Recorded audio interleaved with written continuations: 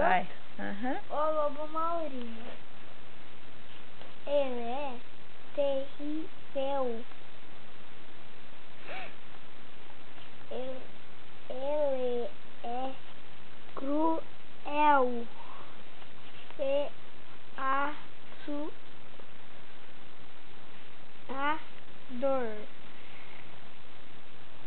Tem nome de lobo e apelido de mau.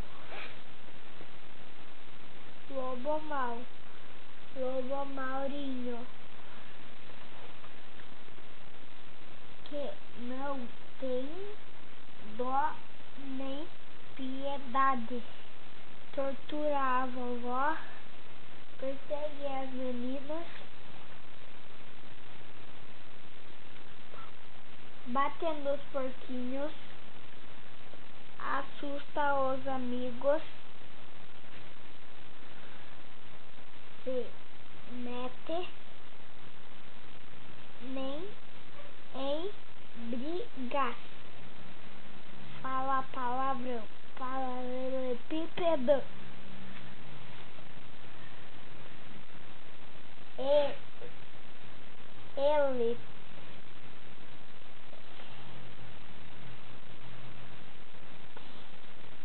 tem olhos enormes para vigiar, dentes enormes para... Leia direito, filho. Dentes afiados para morder. Muito bem. Braços fortes de sufocar. Voz possante. Leia direito. Poderosa de estremecer. Nas noites de lua cheia, ouvem-se o seu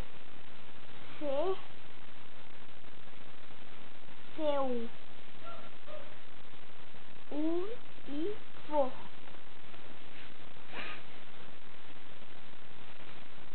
Nos dias de sol, sua pele queima. Nas madrugadas frias,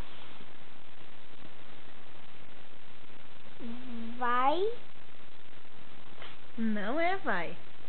Vagar pelas ruas atrás de pobres vítimas. E não adianta fugir. Não adianta correr. Ele vai te achar. Muito bem. Ele vai te prender. Leia direito. Pegar. Isso. Ele vai te prender. Prender.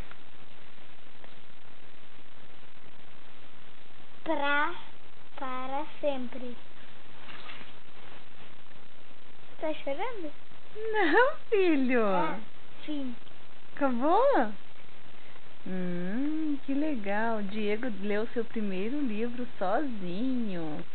Parabéns, filhão.